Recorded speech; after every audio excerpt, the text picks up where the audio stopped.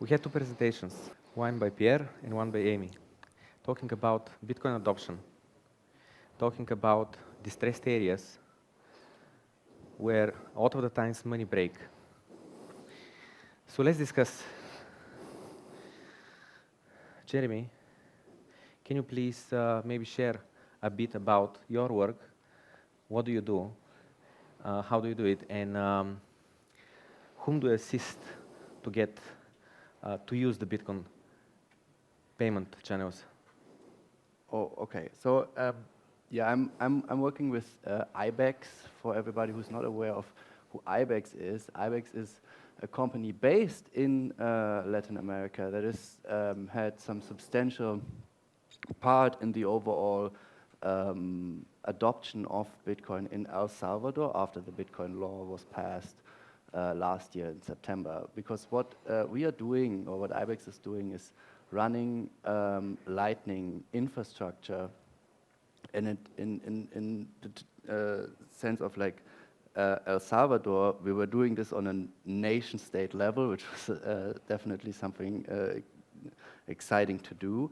And so if you go to El Salvador, everywhere you can pay with Bitcoin or with Lightning specifically.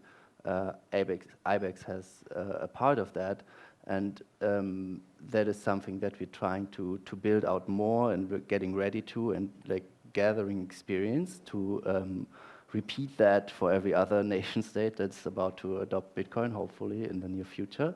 And did I answer all your questions? Yeah, absolutely, absolutely. Amy, having in mind what Jeremy said, what would you say that you hope to happen in the next, I don't know, like in the near future? Midterm to near future, 5 to 10 years, what would you say you hope to be built, or how could, just what could the world benefit the most? So if you have another crisis or another conflict or whatever, people can have something that they can rely on. Yeah, is this on? I would say what I would hope in the next 5 years is that everyone thinks of themselves as a humanitarian. And I think more and more as you work in technology, you should be thinking about yourself as a humanitarian, because the technology that you should develop should better the world that we live in as like sort of a first filter, I think. And so that's one of the main things I hope everyone just as a person looks at themselves as a humanitarian in the next 5 years. I think the world's going to need that. We're going to need as many as we can get. And through that, I would say, I hope we get to a place where we're not just looking at technology as a way to make money or what the value of it is, what the ROI from a investment capacity is, but what that ROI means from a return on impact, like what is the impact it can have.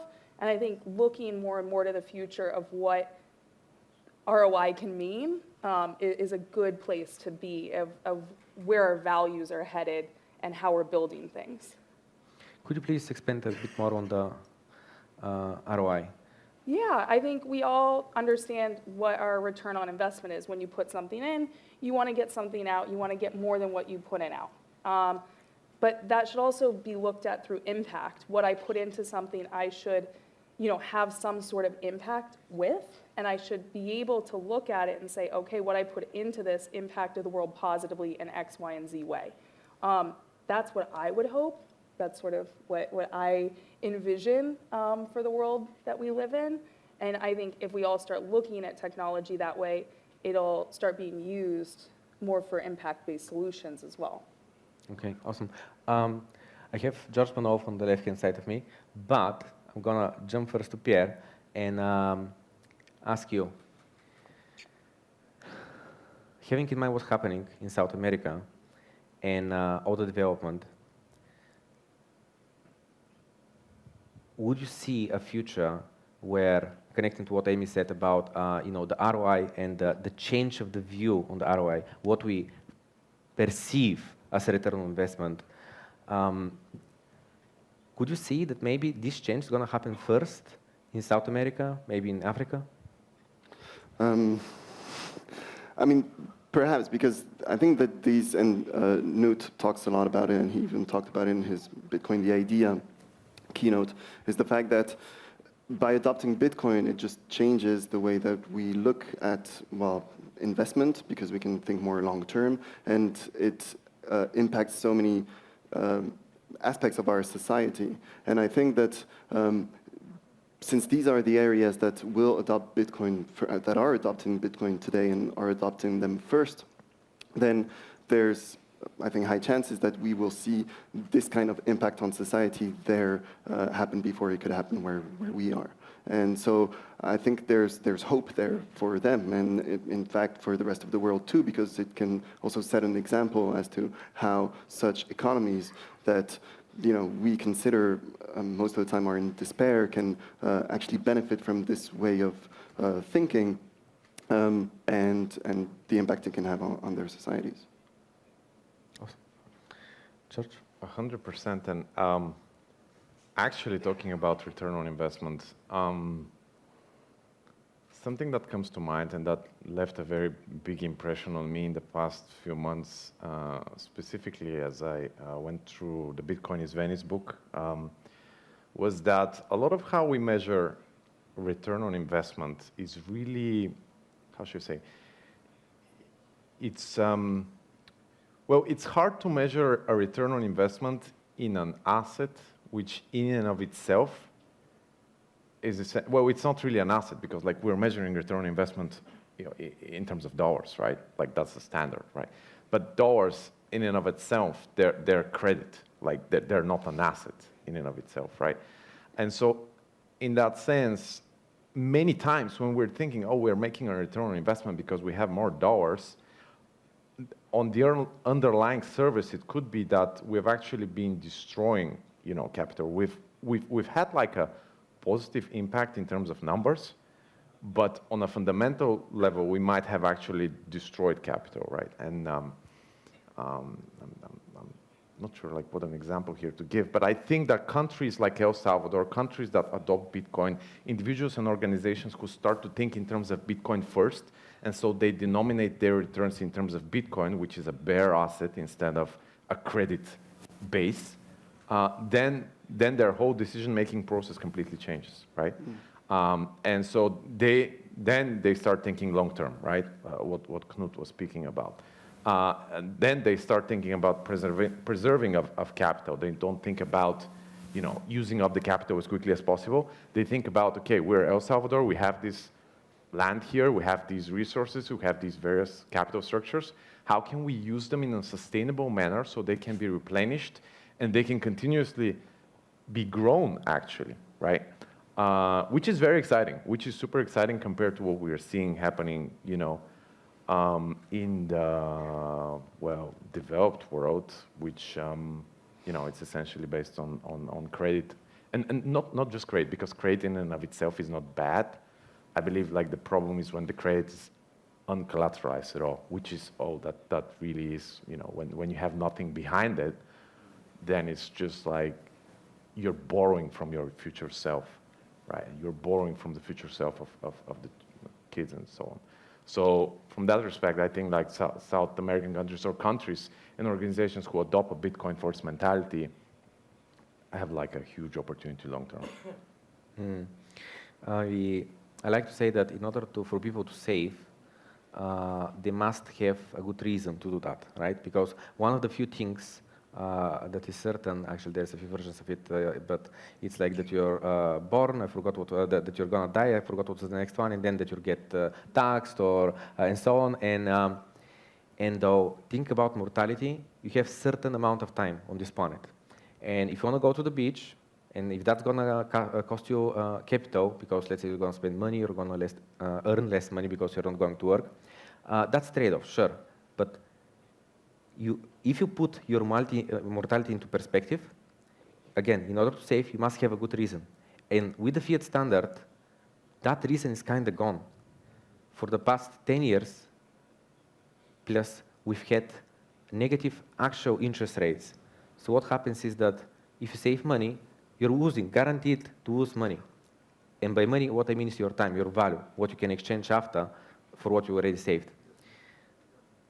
Could you please expand on if people all around the world actually use Bitcoin and they know that Bitcoin is going to grow in value as long as society in general grows, meaning we produce more, we get more efficient, we are friendlier to each other.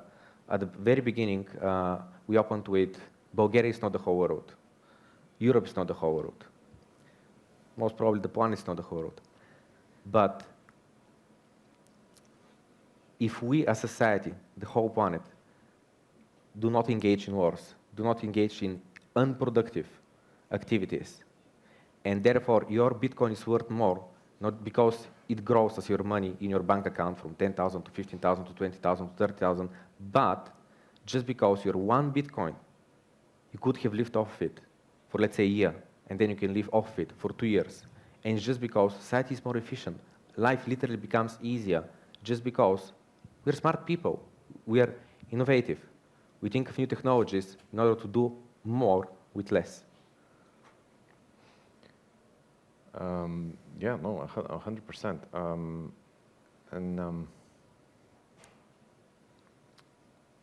Actually, you know, the thing is that I think a lot of, again, to what I was just saying earlier, a lot of what we are producing and how like we're growing, you know, our welfare here in the Western society is just based on kind of, you know, financialization products, which are not producing anything in and of itself, right? They're just repackaging what is, like they're not producing real value, right? I mean, yeah, sure, the GDP grows, the number grows up, but at the end of the day, like, are you producing actual stuff that people are using and people need?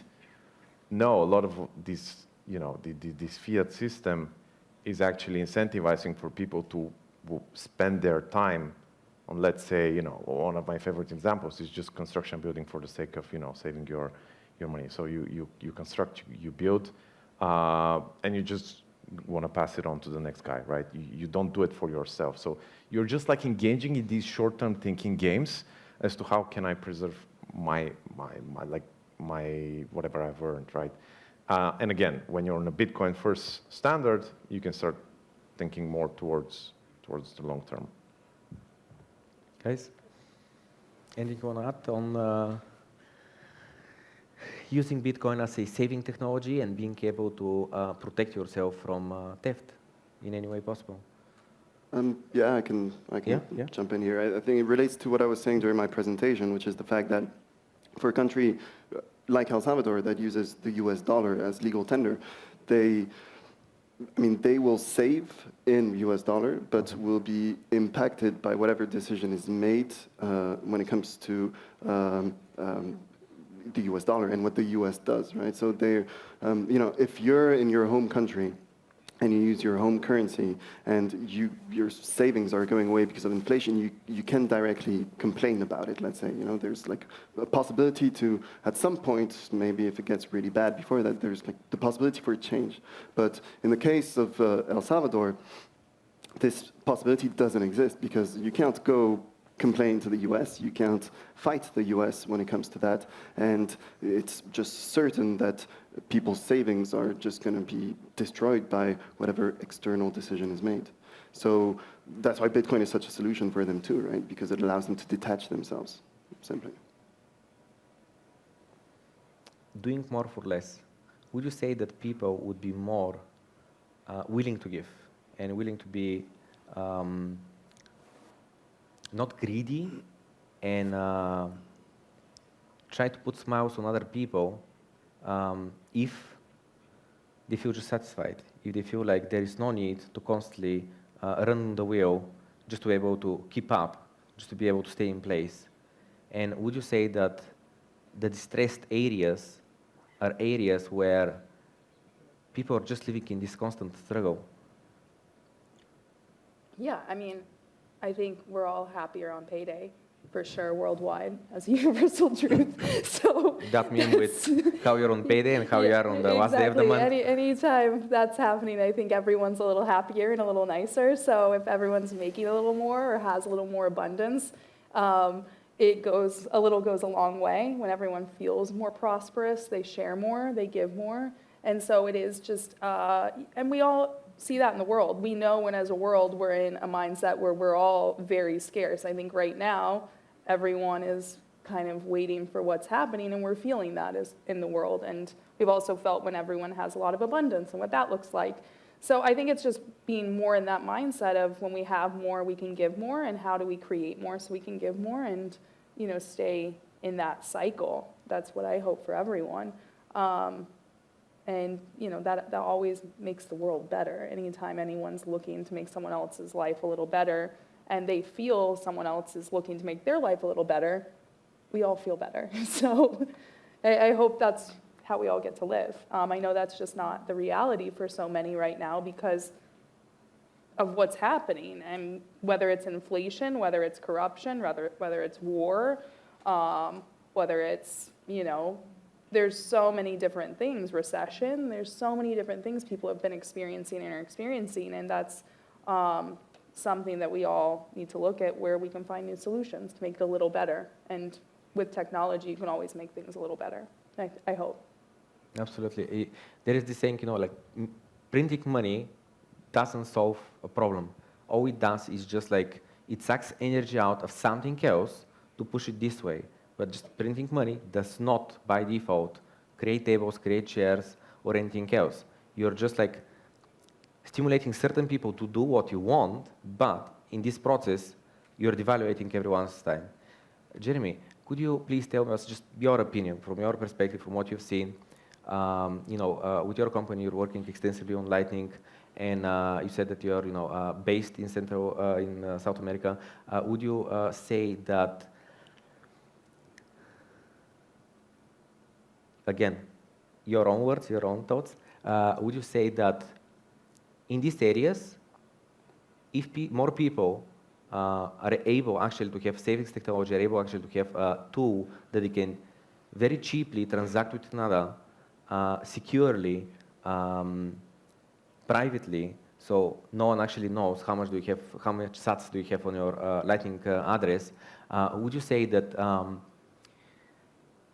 this is going to help the poorer areas of the planet leapfrog the developed countries, just the way that they did with, for instance, 3G. Like they didn't put the cables down. They were like, you know what? There is a better way. We're gonna just skip this technology level, and we're gonna go on the next one directly.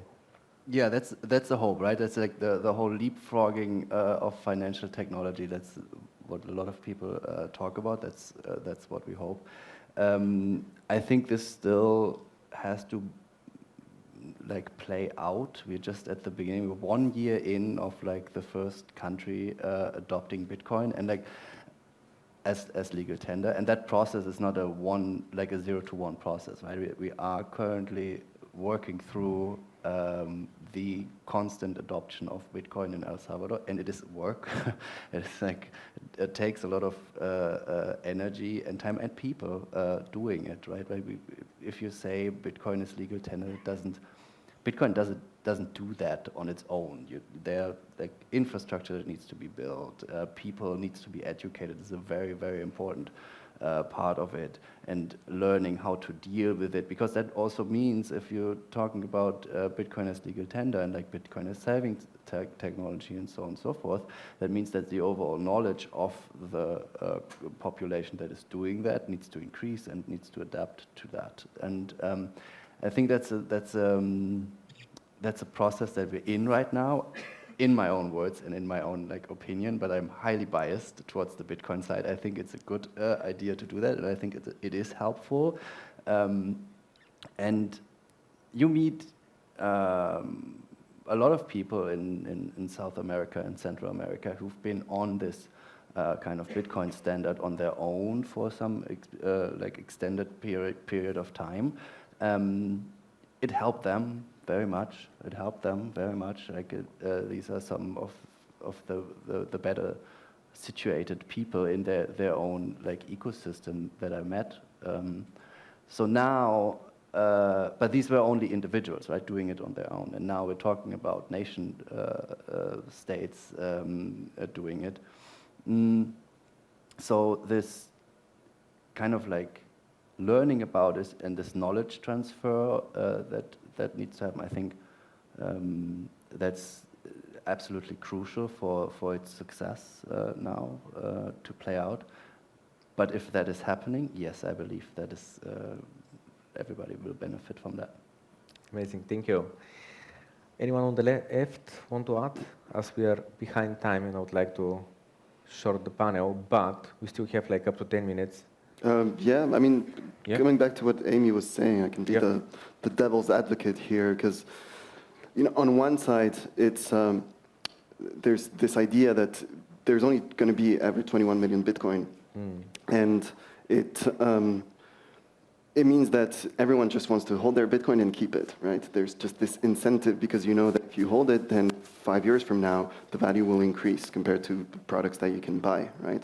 So I think this, what will lead to a major change in the way we're working is the fact that people actually have to bring true value in order to be able to get some of this Bitcoin from others, because otherwise it's just not worth it. It won't work like our fiat system works.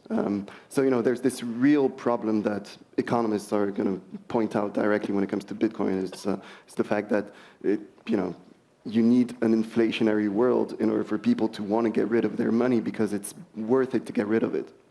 So I think it's easier to, right now at least, there's this transition happening to Bitcoin, to use fiat in order to transact because you just get rid of it. But that's our job also as Bitcoiners to make sure that we bring the right value where it's actually needed and not just create useless stuff just to raise some money because someone has to put some money somewhere in the hopes of making more money. And that's a big transition, and I think that's going to be a difficult one to extend this to other aspects in certain industries of our world, particularly the financial one, I think, because for them holding is not good enough in most cases, right? I remember actually with Knut on our first call, we talked about how we are brainwashed into thinking we just need inflation. Like it's mandatory to think, obviously, you're not going to spend your money if you don't have inflation. And we talked about that again, the natural limited resource we all have, our time on this planet. Like so far, no one has lived over 120, maybe 110, whatever is the world record. 200, I don't think that's going to happen anytime soon. Just the way we are built, we've evolved. And about investments, usually we again think that what we want is more money, a bigger number. But the number actually doesn't have any value to us. What has value to us is what we are purchasing with that number. I don't care if I'm going to have $10,000 in my pocket or $20,000. What I do care is, I don't know, how many flights I can purchase, how many nights I can get in a nice hotel, how many simple days I can have at the beach without needing to go and sell my time somewhere in order to increase that number again on the bank account. So it takes time, and it's really hard to actually click and stop thinking about the numbers and think about your life, what makes you happy, what you want to have in your life, and what you're trading away in order to be able to increase that number constantly, that actually constantly purchases less and less and less when you go to the grocery store. If I may add something here, I had this thought based on what Pierre was saying, that Bitcoin is certainly not really, well, people are incentivized to hold it long term, right? Very few people spend it, you don't have the incentive to spend it. I spend it all the time because I'm all in, I have no choice. If you're not spending it, you're not all in, bro. No, but seriously speaking though, you prefer holding your Bitcoin because it's going to continuously go up in value, right? And that is why actually, coming myself, working at Nexo and being in, we have a ton of credit products, and we have there's a reason why people use credit products, all kinds of credit products. And it's exactly when they realize that, oh my God, my currency is just going down the drain, and this thing is continuously, gonna, well, obviously very volatile, but the trajectory is very clear. And, we are seeing this being adopted from small individuals initially, but then you start seeing this obviously being adopted by organizations. Eventually, I believe this will start getting adopted by countries, because I believe like, I'm actually, like, that's my most serious conviction. I don't think Bitcoin will get to hyper-Bitcoinization first. I believe that central banks, as they realize that Bitcoin is the purest collateral, what individuals that use Bitcoin-backed credit products have already realized, central banks will eventually kind of grow up to that level, and I think probably some of them have already gone. They're just not public about it. They're going to start, using Bitcoin as a collateral, as a base money layer, right next to kind of like the government bonds that they're using. And I think the countries and the central banks who do this, first are obviously gonna, be able to extend the existence of their fiat currencies, because that's kind of like how the whole system works. And although we would all love to transition, or we're thinking if we transition to a hyper-Bitcoinized world, that would be great. I don't think that's really practical and realistic to say like in the near future, and like that's like 10, 20 years or so. That was like a sneak peek of our next panel, Yeah. which is Bitcoin and institutional investments.